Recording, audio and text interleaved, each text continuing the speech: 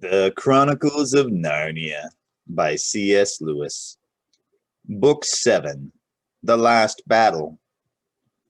Chapter 13. How the Dwarfs Refused to be Taken In. Tyrion had thought, or he would have thought if he had had time to think at all, that they were inside a little thatched stable about 12 feet long and 6 feet wide. In reality, they stood on grass. The deep blue sky was overhead, and the air which blew gently on their faces was that of a day in early summer. Not far away from them rose a grove of trees, thickly leaved, but under every leaf there peeped out the gold of faint yellow or purple or glowing red of fruits such as no one has seen in our world. The fruit made Tyrion feel that it must be autumn, but there was something in the feel of the air that told him it could not be later than June. They all moved towards the trees. Everyone raised his hand to pick the fruit he liked best the look of, and then everyone paused for a second. This fruit was so beautiful that each felt, it can't be meant for me. Surely we're not allowed to pluck it. It's all right, said Peter. I know what we're all thinking, but I'm sure, quite sure, we needn't. I've a feeling we've got to the country where everything is allowed. Here goes, then, said Eustace, and they all began to eat. What was the fruit like? Unfortunately, no one can describe a taste. All I can say is that, compared with those fruits, the freshest grapefruit you've ever eaten was dull, and the juiciest orange was dry, and the most melting pear was hard and woody, and the sweetest wild strawberry was sour. And there were no seeds or stones, and no wasps. If you had once eaten that fruit, all the nicest things in this world would taste like medicines after it. But I can't describe it. You can't find out what it is like unless you can get to that country and taste it for yourself. When they had eaten enough, Eustace said to King Peter, You haven't yet told us how you got here. You were just going to when King Tyrion turned up. There's not much to tell, said Peter. Edmund and I were standing on the platform, and we saw your train coming in. I remember thinking it was taking the bend far too fast, and I remember thinking how funny it was that our people were probably in the same train, though Lucy didn't know about it. Your people, High King? Said Tyrion. I mean my father and mother, Edmund's and Lucy's in mind. Why were they? Asked Jill. You don't mean to say they know about Narnia? Oh no, it had nothing to do with Narnia. They were on their way to Bristol. I'd only heard about they were going that morning, but Edmund said they'd be bound to be going by that train. Edmund was the sort of person who knows about railways. And what happened then? Said Jill. Well, it's not very easy to describe, is it, Edmund? Said the High King. Not very, said Edmund. It wasn't at all like other times when we were pulled out of our own world by magic. There was a frightful roar and something hit me with a bang, but it didn't hurt, and I felt not so much scared as, well, excited. Oh, and this is one queer thing. I'd had a rather sore knee from a hack at Ruggard. I noticed it had suddenly gone, and I felt very light, and then, well, here we were. It was much the same for us in the railway carriage, said the Lord Diggory, wiping the last traces of the fruit from his golden beard. Only I think you and I, Polly, chiefly felt that we'd been unstiffened. You youngsters wouldn't understand, but we stopped feeling old. Youngsters indeed, said Jill.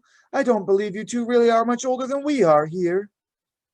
Well, if we aren't, we have been, said the Lady Polly.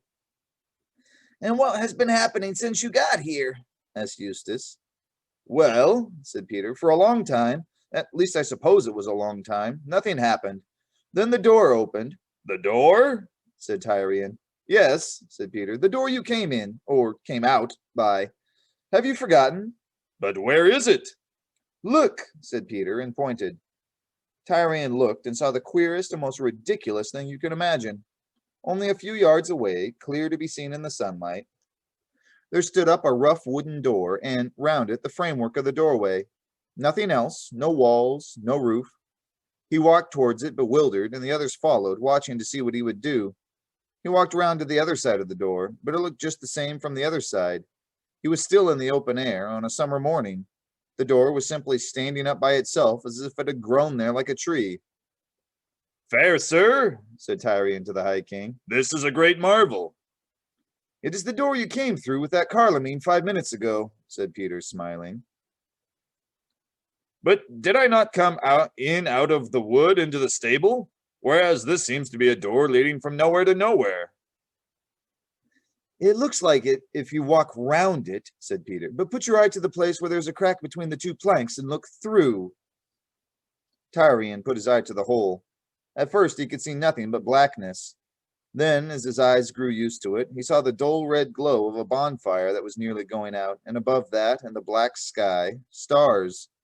Then he could see dark figures moving about or standing between him and the fire. He could hear them talking, and their voices were like those of Carlomene's. So he knew that he was looking out through the stable door into the darkness of Lantern Waste, where he had fought his last battle. The men were discussing whether to go in and look for Rishta Tarkin, but none of them wanted to do that, or to set fire to the stable. He looked around again and could hardly believe his eyes. There was the blue sky overhead, and grassy country spreading as far as he could see in every direction, and his new friends all round him laughing. It seems, then, said Tyrion, smiling to himself, that the stable seen from within and the stable seen from without are two different places. Yes, said the Lord Diggory, its inside is bigger than its outside. Yes, said Queen Lucy. In our world, too, a stable once had something inside it that was bigger than our whole world. It was the first time she had spoken, and from the thrill in her voice, Tyrion now knew why. She was drinking everything in even more deeply than the others. She had been too happy to speak. He wanted to hear her speak again, so he said, Of your courtesy, madam, tell me your whole adventure. After the shock and the noise, said Lucy, we found ourselves here, and we wondered at the door as you did. Then the door opened for the first time, and we saw darkness through the doorway when it did, and there came through a big man with a naked sword. We saw by his arms that he was a Carlomene. He took his stand beside the door with his sword raised, resting on his shoulder, ready to cut down anyone who came through. We went to him and spoke to him, but we thought he could neither see nor hear us, and he never looked round at the sky and the sunlight and the grass. I think he couldn't see them either. So then we waited a long time. Then we heard the bolt being drawn on the other side of the door, but the man didn't get ready to strike with his sword till he could see who was coming in. So we supposed he had been told to strike some and spare others. But at the very moment when the door opened, all of a sudden Tash was there on the other side of the door. None of us saw where he came from, and through the door there came a big cat. It gave one look at Tash and ran for its life, just in time, for he pounced at it and the door hit his beak as it was shut. The man could see Tash. He turned very pale and bowed down before the monster, but it vanished away. Then we waited a long time again. At last the door opened for the third time, and there came in a young Carlomene. I liked him. The sentinel at the door started and looked very surprised when he saw him. I think he'd been expecting something quite different. I see it all now, said Eustace. He had the bad habit of interrupting stories. The cat was to go in first, and the sentry had orders to do him no harm. Then the cat was to come out and say he'd seen this beastly Tashland and pretend to be frightened so as to scare the other animals.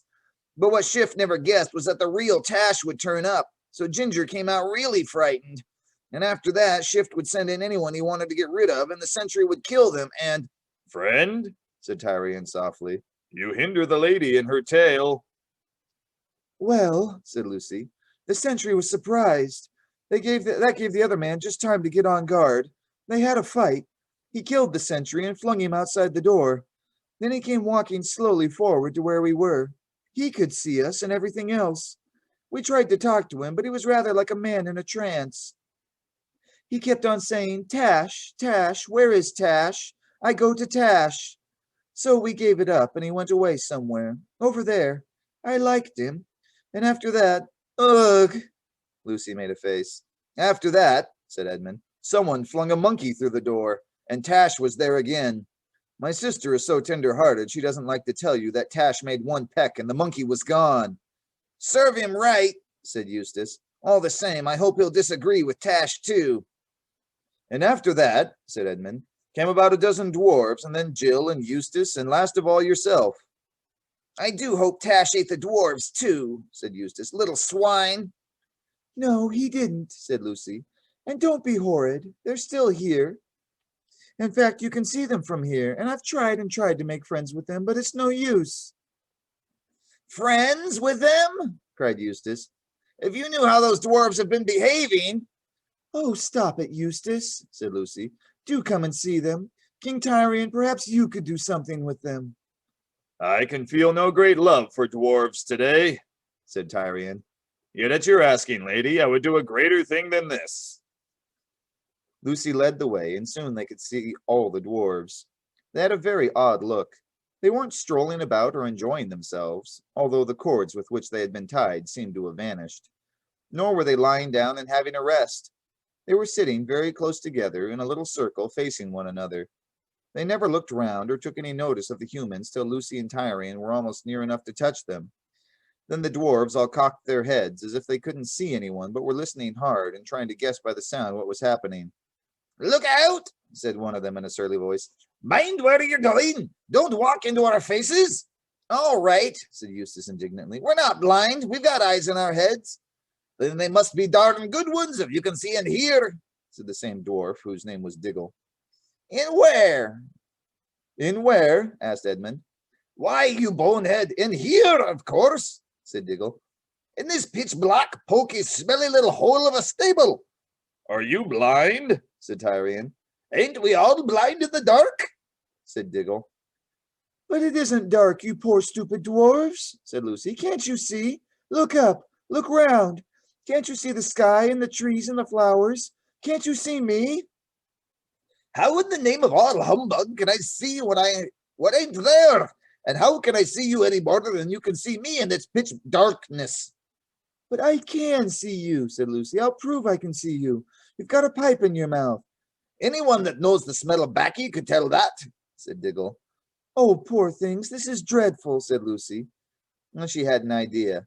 She stooped and picked some wild violets. Listen, dwarf, she said. Even if your eyes are wrong, perhaps your nose is all right. Can you smell that? She leaned across and held the fresh, damp flowers to Diggle's ugly nose. But she had to jump back quickly in order to avoid a blow from his hard little fist. None of that, he shouted. How dare you? What do you mean by shoving a lot of filthy stable litter in my face? There was a thistle in it, too, and it's like your sauce. And who are you, anyway? Earthman, said Tyrion. She is the Queen Lucy, sent hither by Aslan out of the deep past, and it is for her sake alone that I, Tyrion, your lawful king, do not cut all your heads off your shoulders, proved and twice proved traitors that you are. Well, if that doesn't beat everything, exclaimed Diggle. How can you go on talking all that rot? Your wonderful lion didn't come and help you, did he? Thought not. And now, even now, when you've been beaten and shoved into this black hole, just the same as the rest of us, you're still at your old game, starting a new lie, trying to make us believe we're none of us shut up and it ain't dark and heaven knows what. There is no black hole, saving your own fancy, you silly fool, cried Lucy. Come out of it, said Tyrion. And leaning forward, he caught Diggle by the belt and the hood and swung him right out of the circle of dwarves. But the moment Tyrion put him down, Diggle darted back to his place among the others, rubbing his nose and howling, Ow! Ow! What did you do that for? Banging my face against the wall! You've nearly broken my nose! Oh, dear, said Lucy. What are we to do for them? Let him alone, said Eustace, but as he spoke, the earth trembled. The sweet air grew suddenly sweeter. A brightness flashed behind them. All turned. Tyrion turned last because he was afraid. There stood his heart's desire, huge and real, the golden lion, Aslan himself, and already the others were kneeling in a circle round his footpaws and burying their hands and faces in his mane as he stooped his great head to touch them with his tongue. Then he fixed his eyes upon Tyrion, and Tyrion came near, trembling, and flung himself at the lion's feet. And the lion kissed him and said, Well done, last of the kings of Narnia, who stood firm at the darkest hour. Aslan, said Lucy through her tears, will you, do something about these poor dwarves? Dearest, said Aslan, I will show you both what I can and what I cannot do. He came close to the dwarves and gave a low growl, low, but set all the air shaking. But the dwarves said to one another, Hear that? That's the gang at the other end of the stable, trying to frighten us. They do it with a machine of some kind. Don't take any notice. They won't take us in again. Aslan raised his head and shook his mane. Instantly, a glorious feast appeared on the dwarf's knees. Pies and tongues and pigeons and trifles and ices, and each dwarf had a goblet of good wine in his right hand. But it wasn't much use. They began eating and drinking greedily enough, but it was clear they couldn't taste it properly. They thought they were eating and drinking only the sort of things you might find in a stable. One said he was trying to eat hay, and another said he had got a bit of old turnip, and a third said he'd found a raw cabbage leaf. And they raised golden goblets of rich red wine to their lips and said, "Ugh! Fancy drinking dirty water out of a trough that a donkey's been at! Never thought we'd come to this!"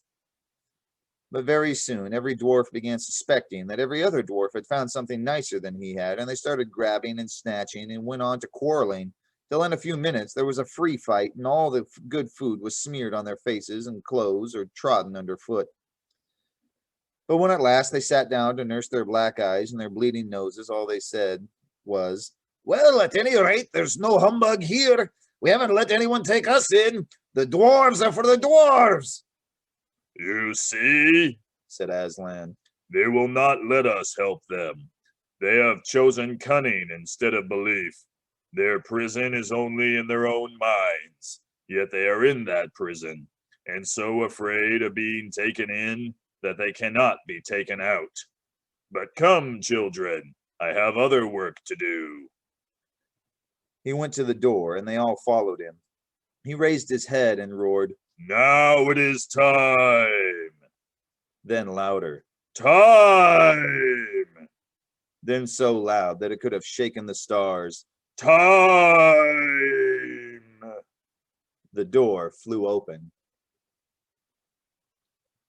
The Chronicles of Narnia by C.S. Lewis. Book 7, The Last Battle. Chapter 14, Night Falls on Narnia.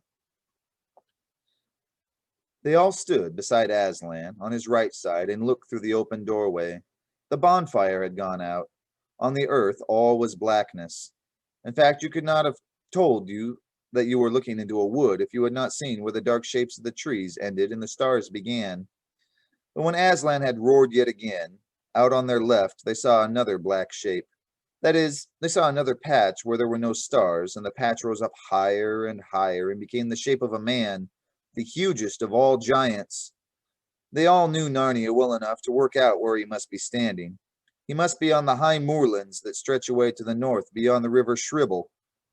Then Jill and Eustace remembered how once, long ago, in the deep caves beneath those moors, they had seen a great giant asleep and been told that his name was Father Time, and that he would wake on the day the world ended.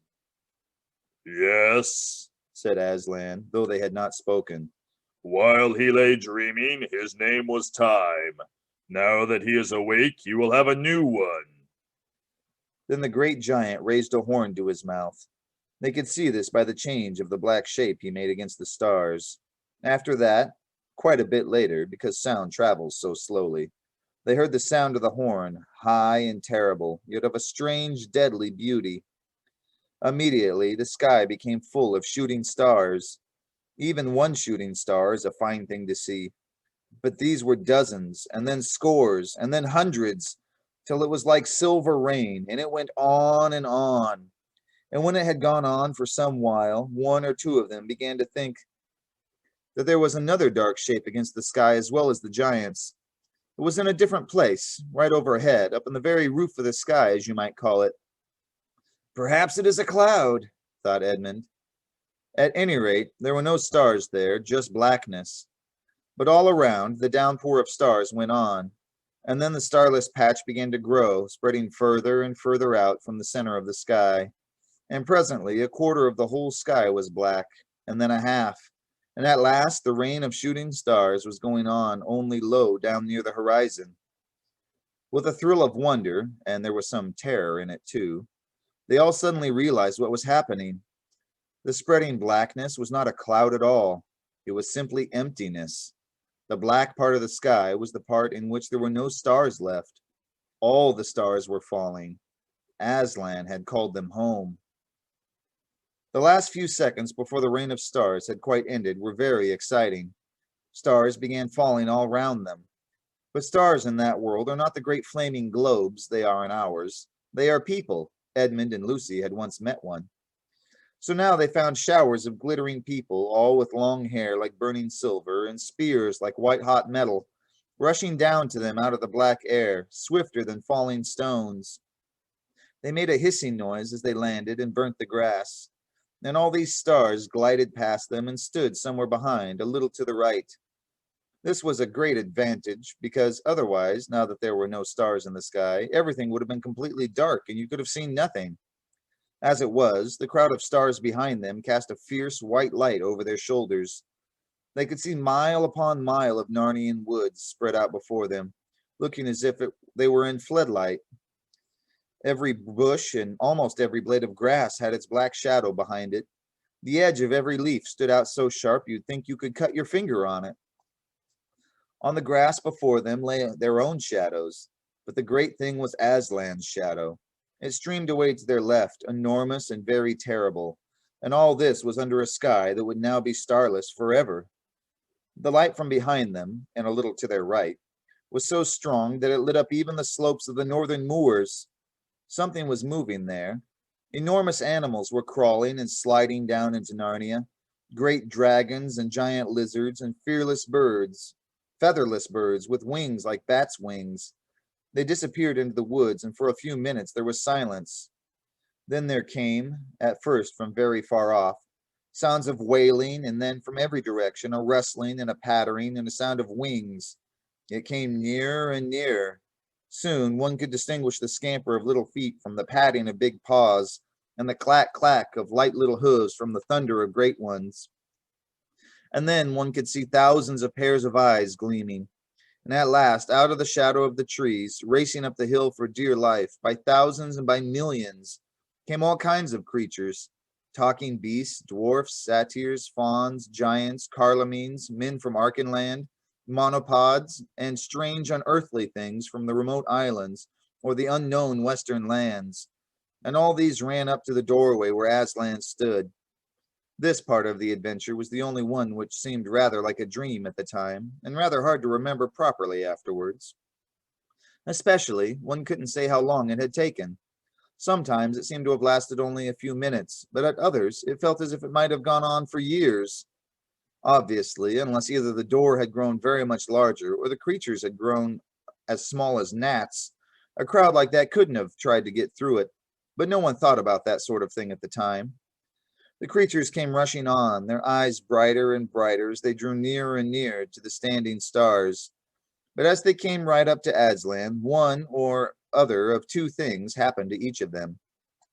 They all looked straight in his face. I don't think they had any choice about that. And when some looked, the expressions on their faces changed terribly. It was fear and hatred, except that, on the faces of talking beasts, the fear and hatred lasted only for a fraction of a second. You could see that they suddenly ceased to be talking beasts. They were just ordinary animals. And all the creatures who looked at Aslan in that way swerved to their right, his left, and disappeared into his huge black shadow, which, as you have heard, streamed away to the left of the doorway. The children never saw them again. I don't know what became of them. But the others looked in the face of Aslan and loved him, though some of them were very frightened at the same time. And all these came in at the door, in on Aslan's right, and there were some queer specimens among them. Eustace even recognized one of those very dwarves who had helped to shoot the horses, but he had not time to wonder about that sort of thing, and anyway, it was no business of his. For a great joy put everything else out of his head. Among the happy creatures who now came crowding round Tyrion and his friends were all those whom they had thought dead. There was Runewit the centaur, and Jewel the unicorn, and the good boar, and the good bear, and Farsight the eagle, and the dear dogs and the horses, and Poggin the dwarf. "Further in and higher up!" cried Runewit, and thundered away in a gallop to the west. And though they did not understand him, the words somehow set them tingling all over. The boar grunted at them cheerfully. The bear was just going to mutter that he still didn't understand when he caught sight of the fruit trees behind them. He waddled to those trees as fast as he could, and there, no doubt, found something he understood very well. But the dogs remained wagging their tails, and Poggin remained shaking hands with everyone and grinning all over his honest face. And Jewel leaned his snowy white head over the king's shoulder, and the king whispered in Jewel's ear. Then everyone turned his attention again to what could be seen through the doorway. The dragons and giant lizards now had Narnia to themselves. They went to and fro, tearing up the trees by the roots and crunching them up as if they were sticks of rhubarb. Minute by minute, the forest disappeared. The whole country became bare, and you could see all sorts of things about it. About its shape, all the little humps and hollows, which you had never noticed before. The grass died. Soon Tyrion found that he was looking at a world of bare rock and earth. You could hardly believe that anything had ever lived there. The monsters themselves grew old and lay down and died. Their flesh shriveled up and the bones appeared. Soon, they were only huge skeletons that lay here and there on the dead rock, looking as if they had died thousands of years ago. For a long time, everything was still. At last, something white, a long, level line of whiteness that gleamed in the light of the standing stars, came moving towards them from the eastern end of the world. A whispered noise broke the silence, first a murmur, then a rumble, then a roar. And now they could see what it was that was coming and how fast it came. It was a foaming wall of water. The sea was rising. In that treeless world, you could see it very well. You could see all the rivers getting wider and the lakes getting larger and the separate lakes joining into one and the valleys turning into new lakes and hills turning into islands and then those islands vanishing. And the high moors to their left and the higher mountains to their right crumbled and slipped down with a roar and a splash into the mounting water.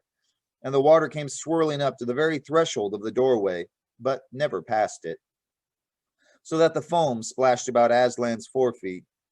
All now was level water from where they stood to where the water met the sky, and out there it began to grow light.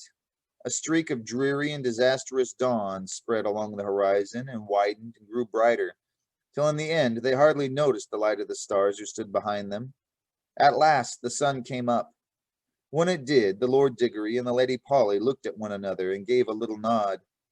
Those two, in a different world, had once seen a dying sun, and so they knew at once that this sun also was dying. It was 3 times, 20 times as big as it ought to be, and very dark red. As its rays fell upon the great time giant, he turned red too, and in the reflection of that sun, the whole waste of shoreless waters looked like blood. Then the moon came up, quite in her wrong position, very close to the sun, and she also looked red. And at the sight of her, the sun began shooting out great flames, like whiskers or snakes of crimson fire, towards her. It is as if he were an octopus trying to draw her to himself in his tentacles. And perhaps he did draw her. At any rate, she came to him, slowly at first, but then more and more quickly, till at last his long flames licked round her, and the two ran together and became one huge ball, like a burning coal. Great lumps of fire came dropping out of it into the sea, and clouds of steam rose up. Then Aslan said, "Now, make an end." The giant threw his horn into the sea. Then he stretched out one arm, very black it looked, and thousands of miles long, across the sky till his hand reached the sun. He took the sun and squeezed it in his hand as you would squeeze an orange, and instantly there was total darkness. Everyone except Aslan jumped back from the icy cold air which now blew through the doorway. Its edges were already covered with icicles. "Peter, High King of Narnia," said Aslan, "shut the door." Peter, shivering with cold, leaned out into the darkness and pulled the door to. It scraped over ice as he pulled it. Then, rather clumsily, for even in that moment his hands had gone numb and blue, he took out a golden key and locked it. They had seen strange things enough through that doorway, but it was stranger than any of them to look round and find themselves in warm daylight, the blue sky above them, flowers at their feet, and the laughter of Aslan's eyes. He turned swiftly round, crouched lower, lashed himself with his tail, and shot away like a golden arrow. "Come further in! Come further up!" he shouted over his shoulder. But who could keep up with him at that pace? They set out walking westward to follow him.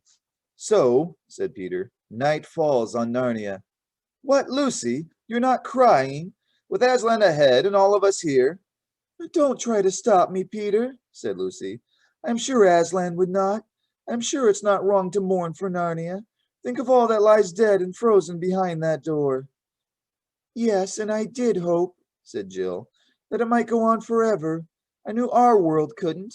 I did think Narnia might. I saw it begin, said the Lord Diggory. I did not think I would live to see it die. Sirs, said Tyrion, the ladies do well to weep. See, I do so myself. I have seen my mother's death. What world but Narnia have I ever known? It were no virtue, but great discourtesy if we did not mourn. They walked away from the door and away from the dwarves, who still sat crowded together in their imaginary stable. And as they went, they talked to one another about old wars and old peace and ancient kings and all the glories of Narnia. The dogs were still with them. They joined in the conversation, but not much because they were too busy racing on ahead and racing back and rushing off to sniff at smells in the grass till they made themselves sneeze. Suddenly, they picked up a scent which seemed to excite them very much. They all started arguing about it. Yes, it is. No, it isn't. That's just what I said. Anyone can smell what that is. Take your great nose out of the way and let someone else smell. What is it, cousins? Said Peter. A Carlamine, sire, said several dogs at once. Lead on to him, then, said Peter. Whether he meets us in peace or war, he shall be welcome. The dogs darted on ahead and came back a moment later, running as if their lives depended on it and barking loudly to say that it really was a Carlamine. Talking dogs, just like the common ones, behave as if they thought whatever they are doing at the moment immensely important. The others followed where the dogs led them and found a young Carlamine sitting under a chestnut tree beside a clear stream of water. It was Emmeth. He rose at once and bowed gravely. Sir, he said to Peter, I know not whether you are my friend or my foe, but I should count it my honor to have you for either. Has not one of the poets said that a noble friend is the best gift and a noble enemy the next best? Sir, said Peter, I do not know that there need be any war between you and us.